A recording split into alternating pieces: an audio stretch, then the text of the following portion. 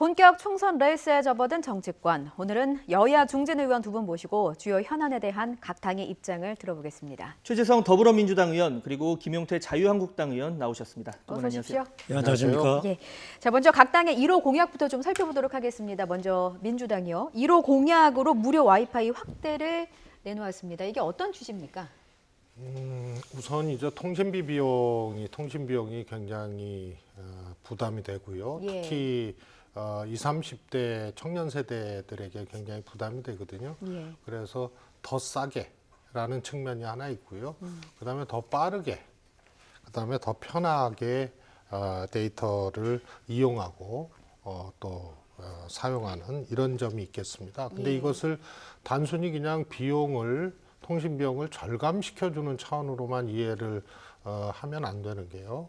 언제 어디서나 편하게 부담 없이 사용케 함으로써 사실상 디지털 모바일 지수 1등인 전 세계에서 대한민국 국민들이 훨씬 더 자유롭게 이 세계를 헤엄치게 하면서 예. 사실상의 이용자 편익 플러스 시장의 안정화 확대 이런 효과까지도 기대를 하는 그런 공약이 되겠습니다.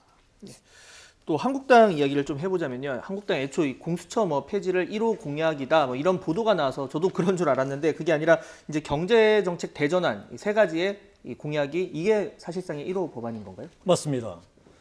우리 국민들께서 지금 문재인 정권 하는 거 경제 잘하고 있다라고 하시면 문재인 정권 지지하시고 문재인 정권 경제 엉망이다라고 판단하시면 자유한국당을 비롯한 이 야권을 지지해 주십사라는 취지입니다. 첫 번째로 그 세금으로 국민들 이 복지하고 일자리 만들어내는 거 이제 그만두고 이 대한민국이 가장 자랑하는 재정 건전성 튼튼히 확보해서 예. 언제라도 대비하자는 것. 두 번째, 이 아랫돌 빼서 윗돌 개는 것도 유분수지. 지금 우리 탈원전 해가지고 지금 전기료는 아직 지금 변동이 없는데요. 앞으로 전기료 오르게 돼 있습니다.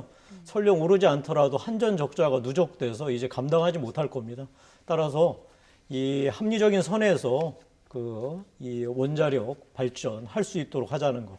세 번째는 지금 이 노동시장이 사실은 미리 진입한 사람들만 좋은, 즉 노동시장 이중구조로 되어 있죠. 이 부분 반드시 뜯어 고쳐야 된다. 예. 이 부분은 사실 저희 보수 정권이 두 번 집권했을 때 반드시 해냈어야 되는데 못했습니다. 이 정권은 사실 이거를 해내기를 저희도 사실 만약에 그걸 했었으면은 오히려 지지했을 겁니다. 그런데 그야말로 거꾸로 이 대기업 노조, 공공 노조에 휘둘려서 이 오히려 청년들의 일자리 희망을 뺏는 것. 따라서 이 총선에서 승리한다면 반드시 노동법을 개정해서 노동시장 이중구조 이 혁파하는데 저희가 국민들한테 약속드리고 예. 실천할 것을 다짐하는 공약이라고 보시면 되겠습니다. 예, 사실 1호라는 게 사실 의미가 있으니까요. 각 당이 이번 총선에서 어떤 전략을 좀 펼칠지 미리 엿본 계기가 된 것 같습니다. 그런데 그 1호 공약이 뭡니까? 경제 대전환입니다. 문재인 정부 이대로 지난번 경제에서는 1호 안 된다. 공약은 뭐예요? 예? 지난번 1호 공약. 어떤 공약 말씀이십니까? 공수처 폐지. 공수처는 당연히 우리 이제 그게 아니고요. 정치 경제적 차원에서 봤을 때 이제 선거를 앞둔 정당은 국민들에게 공약을 제시하면서 그 정당의 정책 방향이나 이런 것을 읽을 수 있게 제시하고 판단을 구하는 거거든요. 그런데 첫 번째 공약이 중요한 게 그 정책의 방향을 가늠해 볼 수 있는 시금석이란 말입니다. 그런데 김재원 공약개발단장께서 1호 공약으로 사법개혁을 얘기하고 그 첫 번째로 괴물공수처 폐지를 얘기했고요. 덧붙여서 원래 새로운 제도, 새로운 사안들을 공약으로 첫 번째 거는데 이 정권의 폭정을 막기 위해서 1호로 이것을 건다라고 부연 설명까지 했어요. 근데 그게 시비를 떠나서 정당은 그 공약을 걸어서 국민들 판단을 받아야 되는데 선거가 시작되기도 전에 1호 공약을 폐기한 건지 아니면 바꾼 건지 그거는 책임 있는 자세를 저는 보여야 된다고 봅니다. 자유한국당 1호 공약은 문재인 정권 경제 이대로 가서는 안 된다. 완전히 바꿔야 된다. 2호 공약 아닙니까? 아닙니다.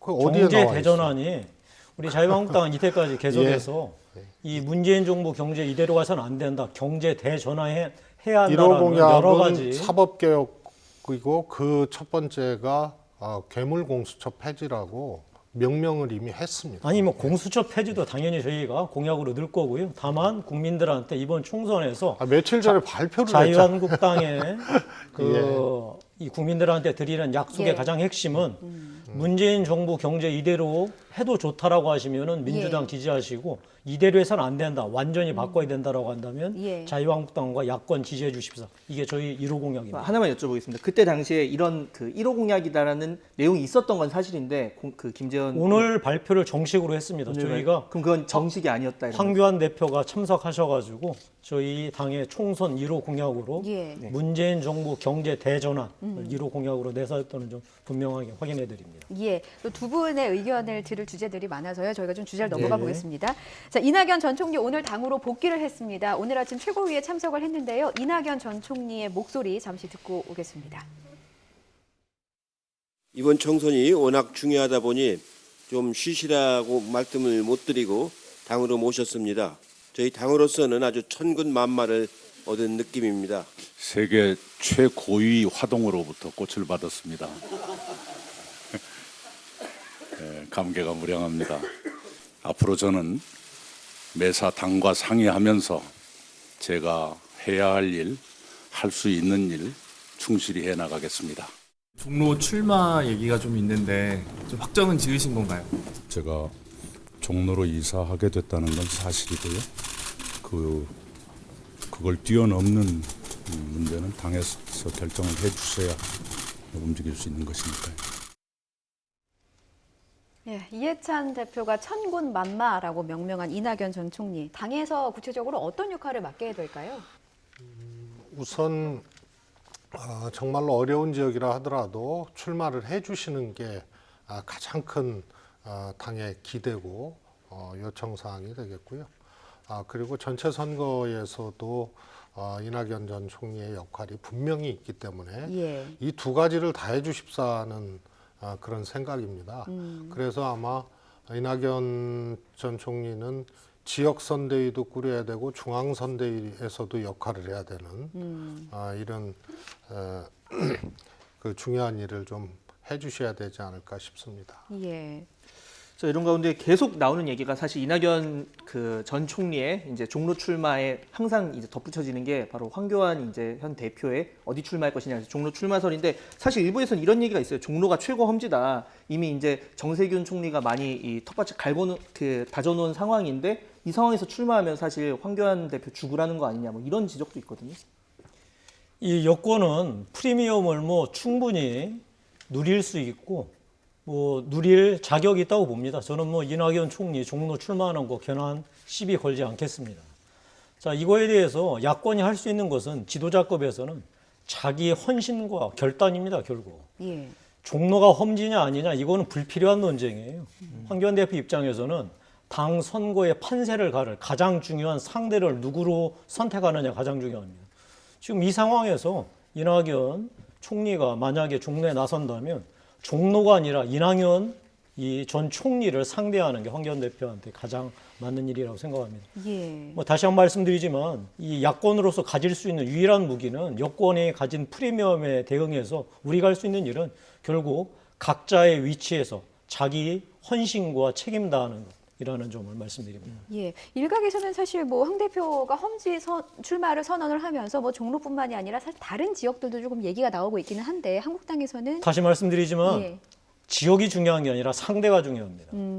우리 그러면 이낙연 전 총리가 종로 출마가 확정이 되면 황교안 대표도 종로로 갈 가능성이 크다 이렇게 저희가 봐도 되겠습니까? 뭐 황교안 대표의 이제 결단이 필요하겠지만 이번 선거에서 이왕지사 이낙연 전 총리가 이 선거의 최중심에 서서 지역 선거를 나서겠다고 한 마당에 저는 황교안 대표가 피할 이유도 없고 피해서도 안 된다고 생각합니다. 예. 자, 민주당 이야기를 좀 해보자면요. 오늘 이 전략공천 대상지가 이제 발표가 될 예정이라고 하는데 뭐 불출마가 선언된 김현미 그리고 유은혜 장관의 지역구가 일산 지역이죠. 포함이 돼 있다고 합니다. 뭐 이런 가운데 이제 고민정 청와대 대변인 그리고 청와대 인사들이 이제 오늘이 이제 사퇴 시한이다 보니까 이제 나갈 것이다 이런 얘기를 하는데 좀 뭐 좀 이따가 발표가 되겠지만 좀 힌트를 주신다면 어떻게 될까요? 고민정 대변인하고 고양시하고는 고자 말고는 공통분모가 없어요. 고자 말고는 공통분모 없다. 그래서 한 지역을 선택할 때는 특히 뭐 청와대 대변인을 했고 그야말로 주목도가 꽤 높은 분인데 그럴 때는 여러 가지를 고려해야 되는데요.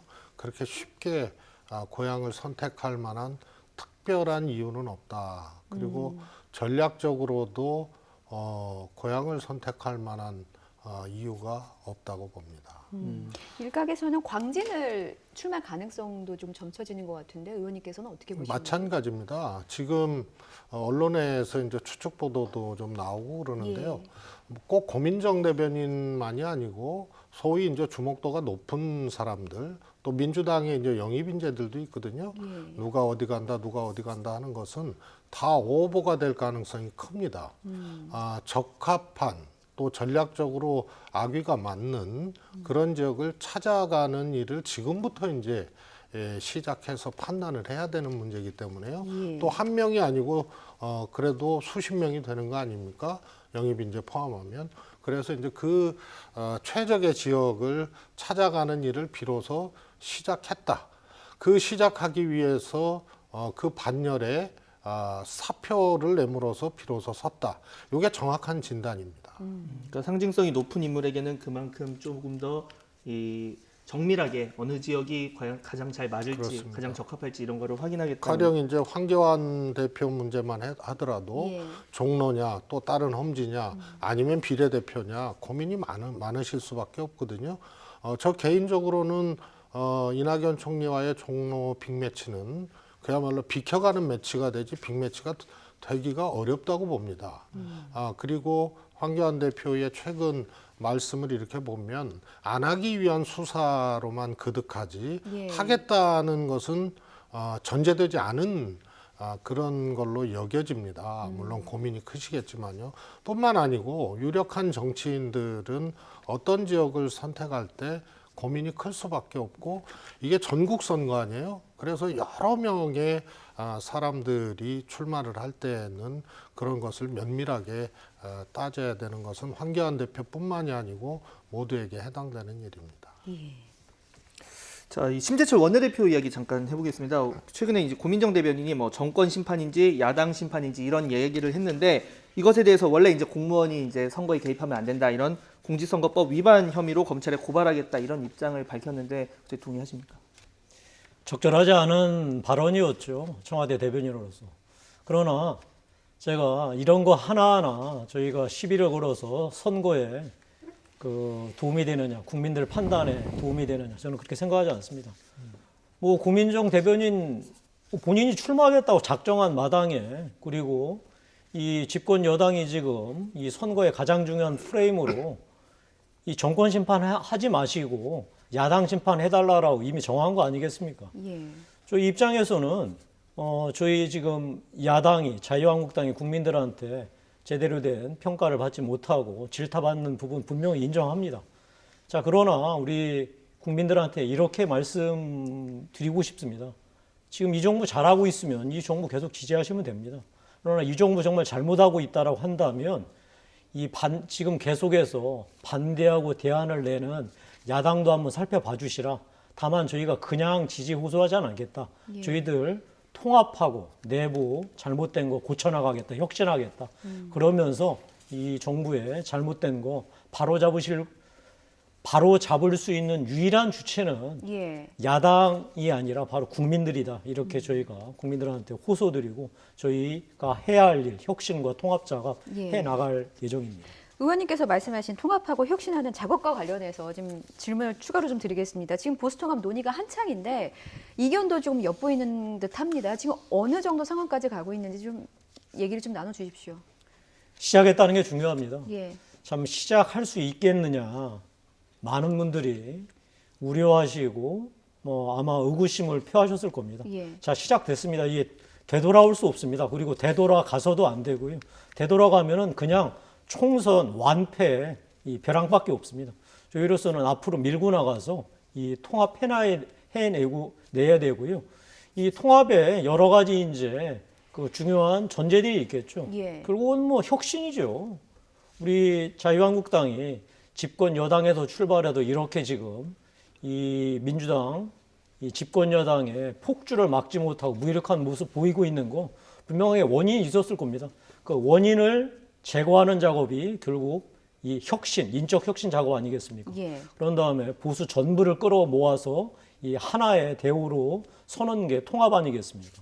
이 작업에 일부 이견이 있고 자기 기득권을 내려놓지 않겠다고 하는 사람도 있겠지만 과감하게 그런 사람들과 결별해서 저희가 단일한 보수, 단일대우로 세우는 것.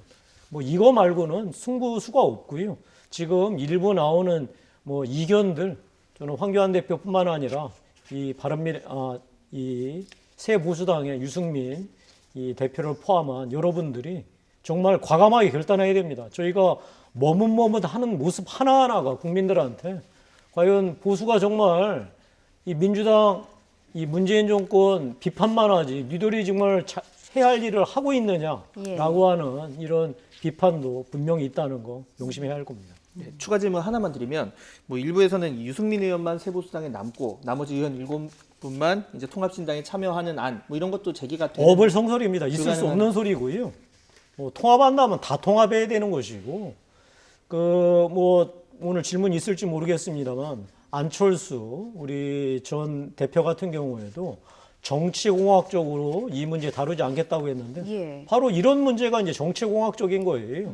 문재인 정부 잘못하고 있다라고 생각하는 사람들 다 하나로 모이자. 예. 작은 차이 접고 큰 길, 문재인 정부 잘못되는 거 바로잡을 수 있도록 우리 한 배 같이 타는 것.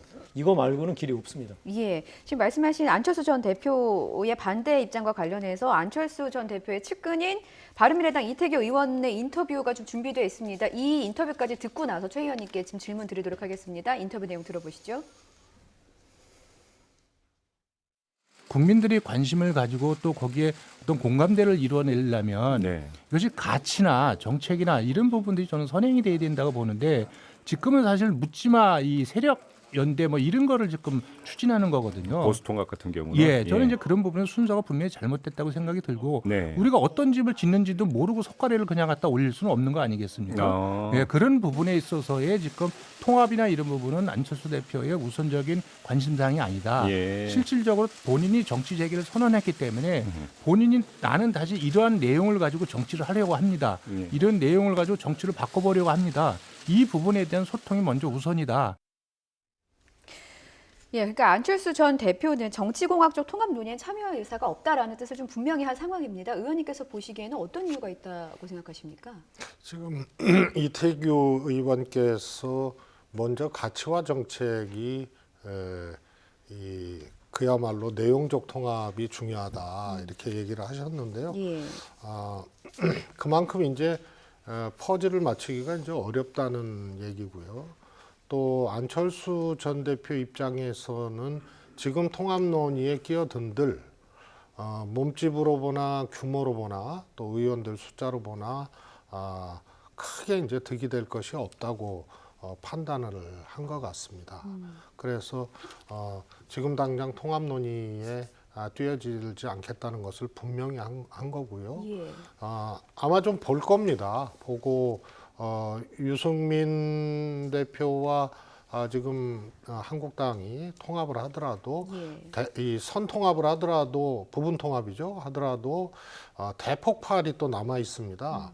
그게 이제 2월 하순부터 들어갈 공천 문제인데 이 문제에 대해서 그야말로 뛰어넘을 수 있을 정도의 통합이냐의 문제가 제가 보기에는 봉합은 돼도 통합은 되지 않을 겁니다.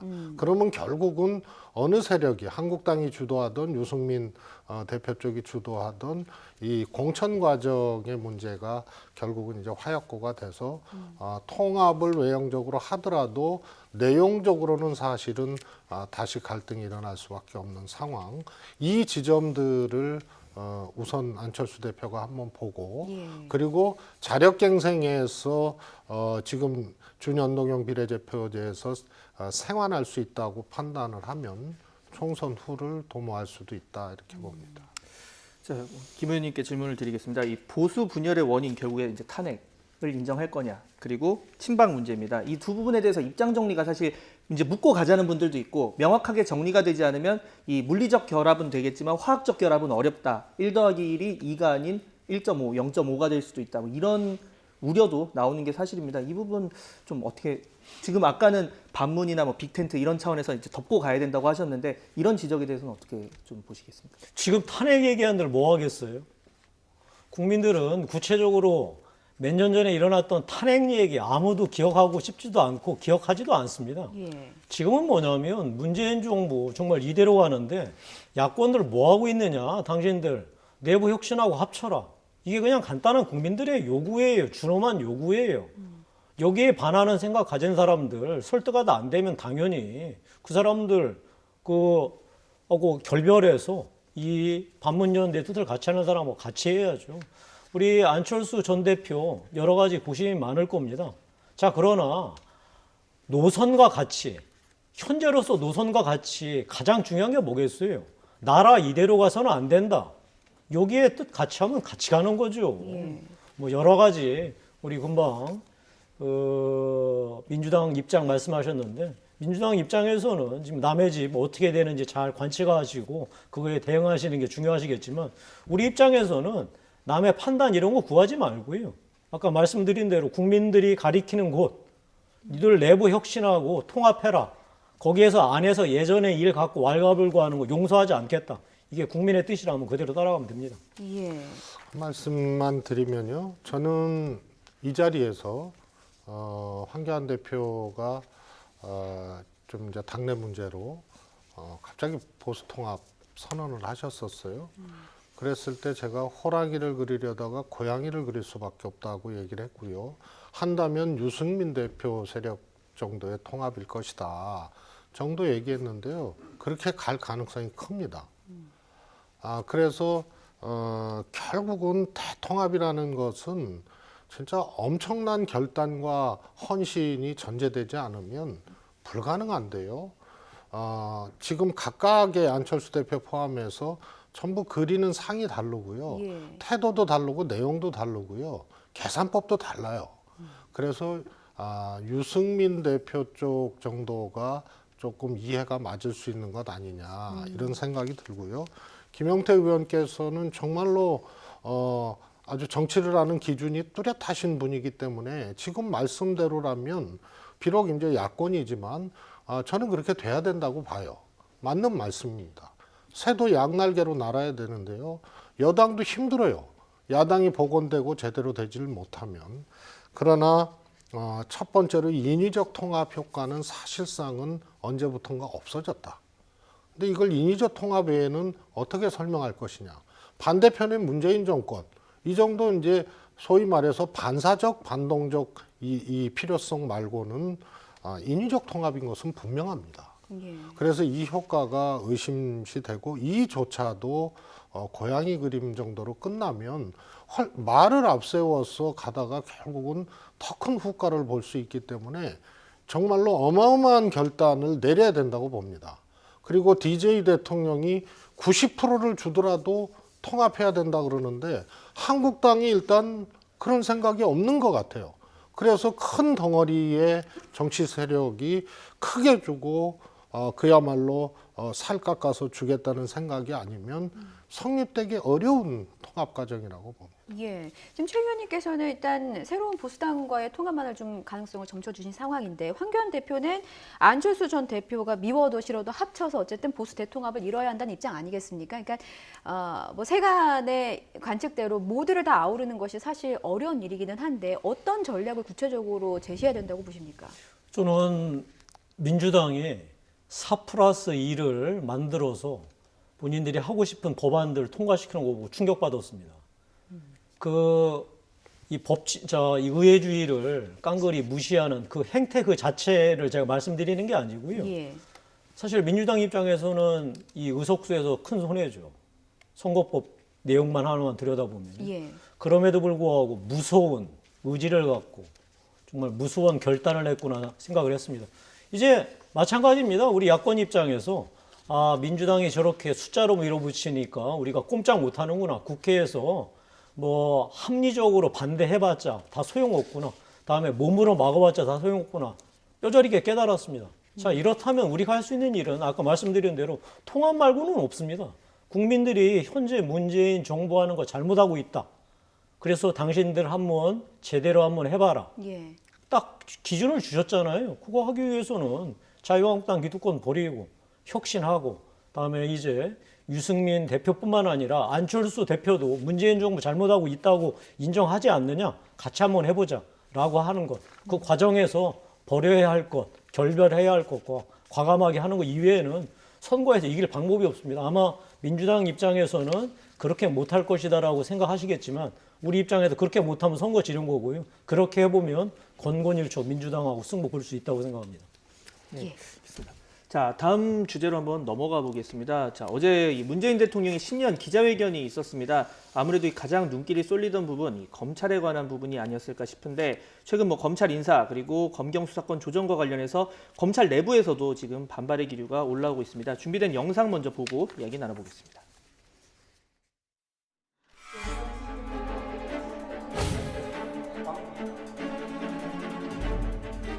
초법적인 권한 또는 권력 지위를 누린 것이죠. 선택적으로 열심히 수사하고 어떤 사건은 제대로 수사하지 않는다면 국민들로부터 신뢰를 잃게 될 것입니다.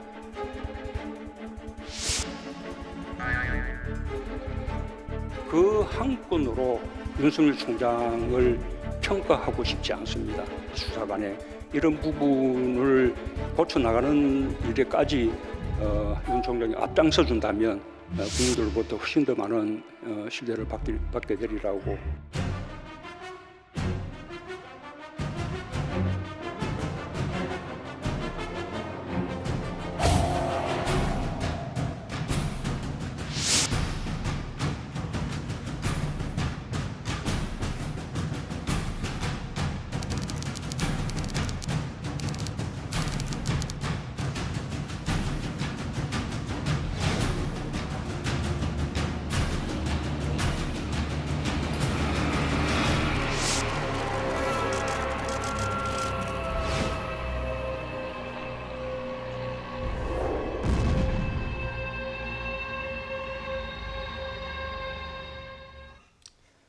네, 먼저 어제 이 문 대통령의 기자회견에 대해서 두 분 당연히 보셨을 텐데 네. 뭐 짧게 이제 어떤 부분, 어떤 생각을 이제 느끼셨는지 좀 얘기를 들어봐야 할 것 같습니다. 예, 먼저 최 의원님부터. 크게 세 가지 영역에서 말씀을 주신 것 같아요. 하나는 국회가 굉장히 나락으로 이렇게 떨어진 부분과 검찰 개혁과 같은 개혁이라는 측면이 있고요. 하나는 이제 민생 경제. 그래서 이제 하락세가 저점을 찍었고 예. 지금 지표들이 좀 희망적이다. 그래서 회복의 가능성을 시사를 했고요. 그 다음에 이제 외교안보. 그래서 가장 어려운 부분이죠. 이렇게 크게 세 가지인데요. 이제 관심이 아무래도 이제 검찰 문제로 이렇게 집중이 됐던 것 같습니다. 예. 그래서 그것은 인사권의 실제는 법대로 해야 된다라는 것을 분명히 하셔서 수사권은 검찰에게 그리고 인사권은 장관과 대통령에게 있다는 것을 분명히 해서 최근의 상황들을 좀 합리적으로 이렇게 좀 정리를 해주신 것 같고요. 예.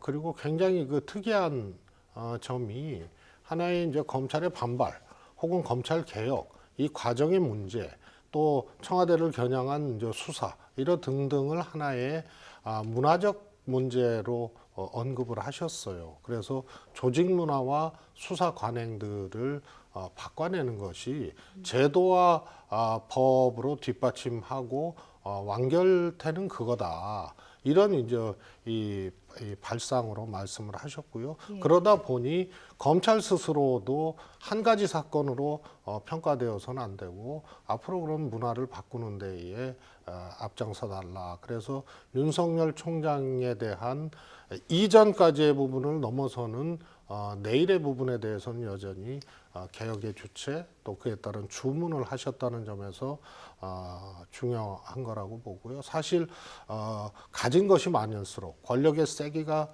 클수록 변화되는 제도에 따른 문화적 충격은 훨씬 더 큰 거거든요. 그러니까 객관성이나 이성들이 조금 흔들릴 수가 있어요. 그래서 과거에 흑인은 극장에 갈 수 없고 백인과 구분되는 식당, 여성의 참정권 이런 것은 그 당시로는 이것이 개선되는 것은 상상 못할 충격이었군요. 누구에게? 백인에게, 남성에게, 또 노예를 쓰는 사람에게는. 그래서 이 문제도 검찰의 특권적 과정으로 해석하고 스스로 문화를 바꾸는 것으로 개혁의 완결태를 향해서 가자는 취지의 말은 굉장히 새로운 해석인 것 같습니다. 예. 어제 문재인 대통령 기자회견은 국민에 대한 염치는 고사하고 이제 국민들 눈치도 안 보겠다라고 선언한 것입니다. 사실 예전 독재 권력도 이 국민들 눈치를 살피고 언론 동향에 촉각을 곤두세웠거든요. 예. 근데 이제 국회에서 다 통과되고 나니까 이제 ING에 아랑곳하지 않겠다라는 겁니다. 뭐 사실 검찰 관련 말 한마디 그거만 뭐 놓고 보더라도요. 수사 대상자들이 수사를 할 주체들을 그냥 갈아친 겁니다. 뭐 여러 가지 뭐 초법적인 얘기 하는데요. 그런 거는 여러 지금 전문가들이 말씀하셨으니까 누가 초법적인 인사권에서 이 절차에서 초법적인 그 행위들을 했는지는 너무나 뻔한 얘기고 이건 뭐 그 해보나 마나한 얘기입니다. 저는 어제 사실 기자회견 중에 가장 충격적인 게 그거였습니다. 이 부동산 문제, 이 문제를 국민 탓, 언론 탓을 하시더라고요. 부동산 많이 올랐으니까 그냥 아예 이제 원상 복귀시키겠다. 시장 원리에 따라서, 다음에 최소한 정부 정책에 따른 뭐 세금 환수나 이런 문제가 아니고 아예 시장에 개입해서 원상 복구시키겠다. 아예 그냥 이렇게 선언을 하시더만요. 이제 시장 경제에 내팽개치겠다라는 말씀하신 거. 또 하나 더 중요한 거는 언론 탓을 하는 거. 아니 부동산 정책이 이 정부가 해놓고서 그것을 언론 탓, 국민 탓을 하면 무엇을 합니까? 부동산은 이미 공급 부족이 가장 큰 문제고, 다음에 돈이 출구를 찾지 못해가지고 부동산으로 흘러가서 이렇게 엉망진창이 된 것. 그런 정책을 제대로 쓰지 못한 것은 그 고백하고 반성하기는커녕 완전히 국민 탓, 언론 탓하는 거고 충격받았습니다. 자, 그래도 결론은 그겁니다. 문재인 대통령은 지금 경제 좋고 지금대로 그냥 하겠다라고 선언한 겁니다. 예. 자, 이거에 대해서 국민들이 어제 잘 판단하셨을 겁니다. 총선에서 국민들께서 지금 경제정책 잘 되고 있다, 부동산 정책 잘하고 있다라고 판단하시면 민주당 지지하시고, 그게 아니라고 한다면 혁신하고 통합한 보수, 이 야권 지지해 주시길 바랍니다. 예. 그 정부는 국민들의 욕망을 부추겨서 그 임기를 버티는, 넘어서는 그런 경우가 있고요. 적절한 국민적 욕망의 조정 기능을 욕먹더라도 작동하는 경우가 있습니다. 저는 후자가 중장기적으로는 굉장히 좋다고 보거든요. 이제 그런 것을 한 거고요. 그리고 근로시간을 줄이거나 노동자들 여망이었습니다. 임금을 조금 더 받거나, 당연히 일하는 사람들의 여망이죠. 그러면 일자리가 줄어들 수 있다는 일종의 이제 또 다른 풍선 효과, 이거에 대해서 노동자 스스로가 따라서 반대하게 되는 또 다른 이제 기득권의 논리가 같은 노동자 안에서도 두 가지 생각들이 교차하는 경우들이 있거든요. 부동산 문제만큼 복잡한 게 없습니다. 다만 주목할 것은 선진국의 그것처럼 보유세를 높이고 거래세를 낮춰서 안정을 시키겠다. 이것은 장기적으로 이제 결국은 그겁니다. 그걸로 가기 위한 여러 가지 이제 정책들을 쓰다 보니까 풍선 효과도 나타나고 역효과도 나타나고, 강남이나 서울의 부동산 주택을 갖지 못하는 사람에게도 일종의 이 문제 제기들을 불러일으키는 과정들이 있을 수 있습니다. 그러나 보유세 높이고 거래세 낮추겠다는 것은 고가주택 소유자나 또 다른 분들도 모두가 원하는 바고요. 선진국도 그렇게 되고 있는데요. 궁극적으로는 그렇게 가겠다라는 것은 주목할 만한 대목 아닌가 싶습니다. 예. 어제 뭐 기자회견에서 뭐 검찰 관련 이슈에 대한 질문이 좀 집중이 됐기 때문에 이와 관련해서 참 반향이 큰 것 같습니다. 최근에 국회에서 통과된 검경 수사권 조정안을 두고 저희가 영상으로도 보여드렸습니다만 김웅 법무연수원 교수가 내부 게시판에 굉장히 강한 비판을 좀 쏟아냈거든요. 여기에 수백 개의 댓글이 달리기도 했는데 이 부분은 어떻게 보십니까?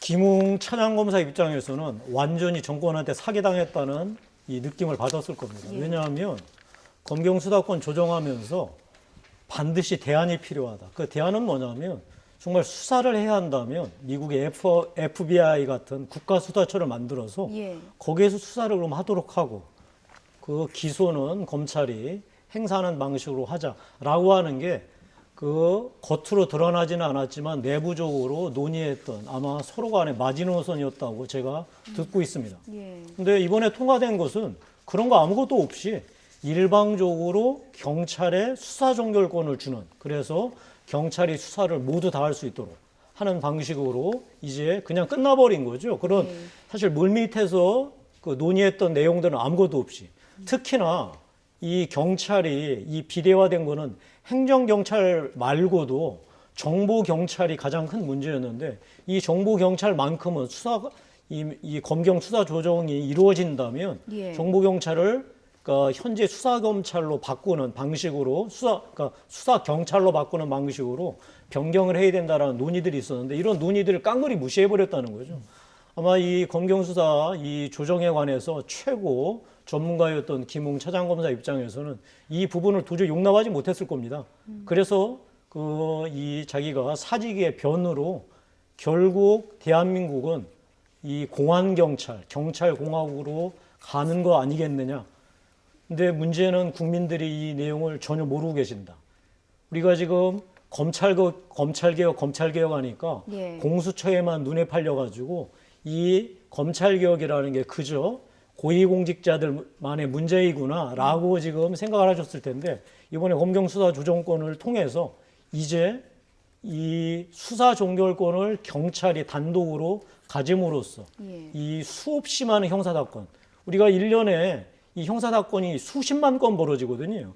이 수십만 건 사건들이 중에서 정말로 제대로 수사가 되지 않아서 종결되는 일들, 이것은 바로 국민들한테 실제적인 피해로 돌아가거든요.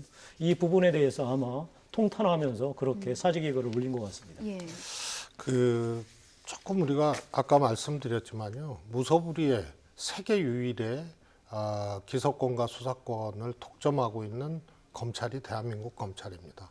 그 검찰의 문화, 지나온 세월, 무소불위의 권력기관으로서의 구성원, 이분들은 충격일 거예요. 당연합니다.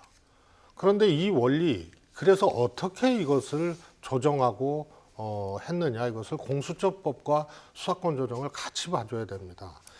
첫 번째로는요, 이 피레네 산맥의 이쪽에서는 정의라 하더라도 반대편에서는 불의로 보일 수가 있는 거거든요. 그래서 진실의 실체는요, 예. 견제와 균형의 원리가 작동이 된 겁니다. 경찰이 있고요, 검찰이 있고요, 공수처가 있지 않습니까? 공수처는 딱 하나예요. 고위공직자만 한다. 검찰의 비리나 검찰의 잘못을 검찰이 수사하고 기소하게끔 하는 것은 그 세계 어느 나라에도 없는 거예요. 그래서 고위공직자로 특정한 거고요. 예. 그다음에 이 공수처에서 수사하는 것도 국회의원이나 이런 분들은 검찰이 기소를 합니다. 검찰과 경찰만 공수처에서 기소를 하는 거예요. 그다음에 경찰은 일반 수사를 하는 거예요. 지금 부패 수사라든가요, 고위공직자 빼고 일반 공직자 수사라든가요, 선거법, 그다음에 대형 참사, 경찰이 수사 중에 인지한 사건에 관련된 경찰의 범죄 등등등은 다 검찰에서 수사합니다. 그리고 기소는 여전히 검찰이 하게 돼 있습니다. 자신들 것 빼고는 다 검찰이 하게 돼 있습니다. 그래서 이것은 검찰 조직 내에도 견제와 균형의 원리가 작동이 안 되고 총장한테 쫙 줄서기를 하기 때문에 문제가 나오는 거고요. 권력기관 간에도 견제와 균형이 작동이 안 되면 그것은 왜곡되고 불편해지고 국민들께 손해가 가는 거죠. 그래서 경찰이 진짜 뭘 수사하는지 일반 수사입니다. 검찰은 수사를 못 하는지 나머지 다 합니다. 주요 수사는. 기소는 공수처가 다 하는지, 검찰하고 경찰만 공수처가 하고 나머지는 검찰이 다 합니다. 이게 견제와 균형의 원리가 아니고 뭘로 설명이 되겠습니까? 제가 여기에 대해서는 뭐 짧게 예, 30초만 반론을 드리겠습니다. 말씀드려야 될 것 예. 같습니다. 그만 말씀하신 대로 경찰이 일반 수사를 하는데요. 일반 수사 중에 이제 수사 종결권을 갖는 겁니다. 일반 수사라는 게 이 언론에 나와서 주목받는 그런 사건들이 아니고요. 예. 그야말로 생활 현장에서 벌어지는 일들입니다. 이런 일들이 1년에 수십만 건 벌어지는데요. 자, 이것을 이제 경찰이 단독으로 수사 종결권을 행사하게 된 겁니다. 바로 이 부분이 예전에는 검찰이 계속 이 수사를 지휘하면서 예. 여러 가지 문제가 있으면은 보완 수사를 지시하거나 영 안 되면 본인이 검찰이 직접 수사를 했는데 이 길이 막혀버린 거죠. 그래서 이 김웅 차장검사가 지금 고위공직자 수사 문제가 아니고 예. 바로 일반 수사 문제에서 공안경찰, 경찰공화국이 될 수 있다라는 우려를 표명했다는 말씀드립니다. 죄송한데요. 엄청난 토론이 됐던 내용들입니다. 그런데 이거를 놓치시는 겁니다. 예. 경찰이 종결권을 행사해도 기소권은 검찰에 있고요. 예. 그리고 보안 수사를 지시할 수 있고 그래도 종결하면 기소권이라는 게 있고요. 예. 경찰이 어거지를 써서 공소유지가 안 되잖아요. 그럼 경찰에 대해서 문책 내지는 이런 제재 조치들이 후속적으로 있을 수밖에 없습니다. 예. 이걸 전체를 한번 자, 그 봐주셨으면 부분에 대해서 제가 논쟁할 수 있는데 이 부분은 저희가 아쉽지만 지금 넘어가겠습니다. 시간이 예. 여의치가 않아서요. 여기까지만 듣도록 하겠습니다. 최재성 더불어민주당 의원, 김용태 자유한국당 의원이었습니다. 두 분 말씀 고맙습니다. 고맙습니다.